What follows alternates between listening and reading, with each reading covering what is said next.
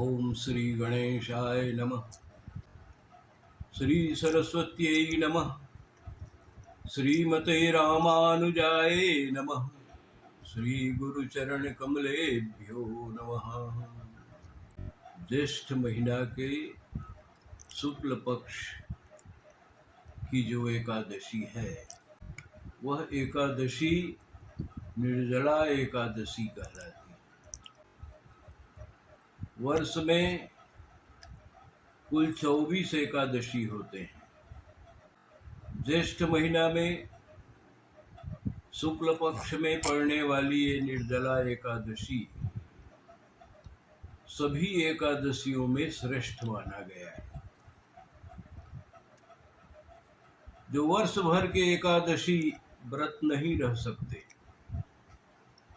वे यदि नियम पूर्वक ज्येष्ठ महीना के इस निर्जला एकादशी का ही व्रत कर लेते हैं, उन्हें वर्ष भर के सभी एकादशियों के व्रत का फल प्राप्त हो जाता है। इस एकादशी को भगवान लक्ष्मी और नारायण दोनों की पूजा की जाती है। प्रातःकाल सूर्योदय के पूर्व व्रत रहने वालों को स्नान करना चाहिए और स्नान करके भगवान लक्ष्मी नारायण की पूजा करें। धूप दीप नैवेद्य के द्वारा लक्ष्मी नारायण की पूजा करें और सब प्रकार के अन्न जल वस्त्र आभूषण इत्यादि भगवान को समर्पित करें। इस एकादशी व्रत को विधि विधान से करने से व्रत करने वालों के 100 पीढ़ियों का उद्धार हो जाता है। यह व्रत पूरे 24 घंटे तक बिना जल पिए रहते हुए इस व्रत को किया जाता है। इस वर्ष ज्येष्ठ शुक्ल पक्ष तिथि एकादशी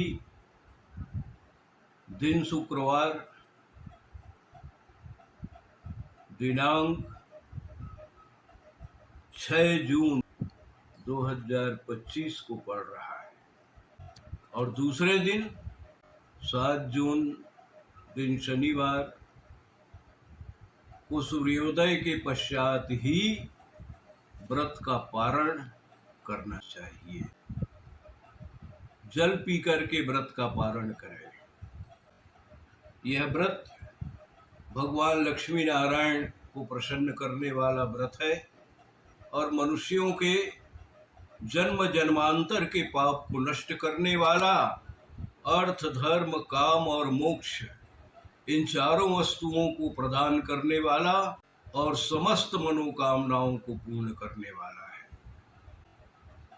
इस व्रत के करने से मन वचन और कर्म के द्वारा किए गए सब प्रकार के पाप नष्ट हो जाते हैं। यह व्रत परम दुर्लभ और परम पवित्र है। पूर्व काल में महाराज युधिष्ठिर ने भगवान श्री कृष्ण से इस व्रत के विषय में पूछा था, तो भगवान श्री कृष्ण ने उन्हें इस व्रत के विषय में बतलाया कि इस दिन व्रत करने वालों को निर्जला रहते हुए लक्ष्मी नारायण की पूजा करते हुए ओम नमो भगवते वासुदेवाय जो 12 मंत्र है इसका जाप करना चाहिए। पूर्व काल में द्वापर युग में धर्मराज युधिष्ठिर, अर्जुन, नकुल, सहदेव, महारानी द्रौपदी और माता कुंती ये सभी एकादशी के व्रत को करते थे। वर्ष भर में पड़ने वाले प्रत्येक महीना के एकादशी का व्रत ये किया करते थे।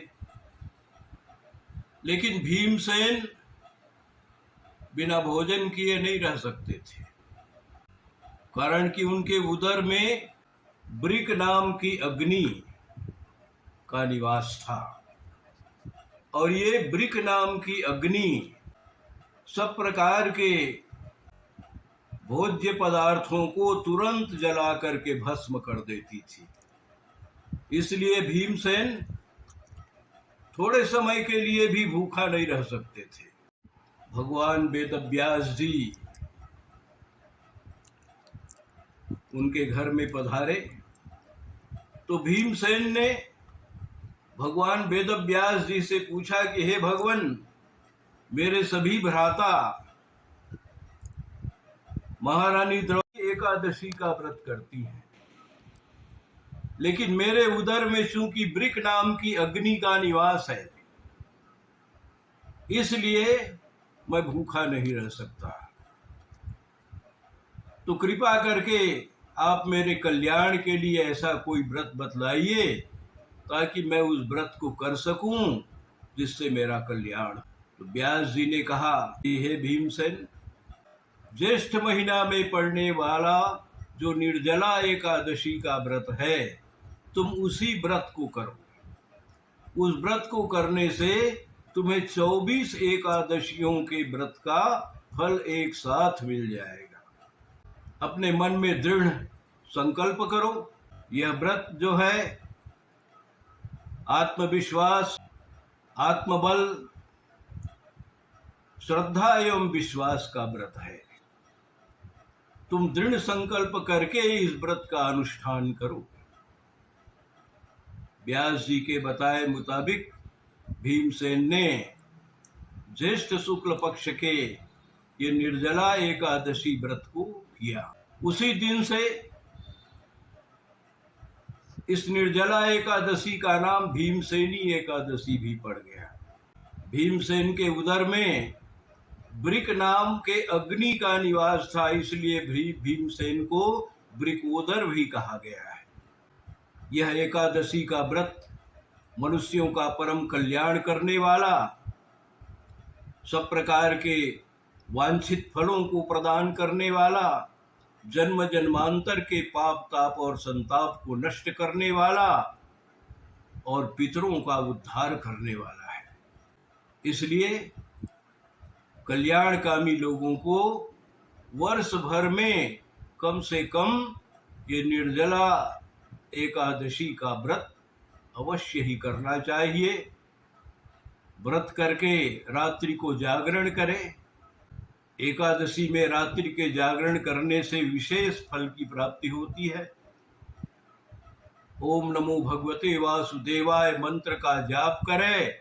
भगवान लक्ष्मी नारायण को अन्न, जल, वस्त्र इत्यादि प्रदान करें।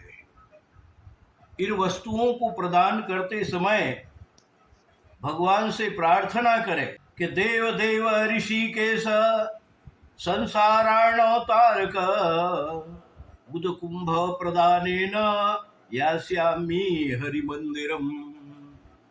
हे भगवान, मैं आपको ये जल से भरा हुआ कलश, स्वर्ण, चीनी, ये सभी वस्तुएं आपके प्रसन्नता के लिए प्रदान कर रहा हूं।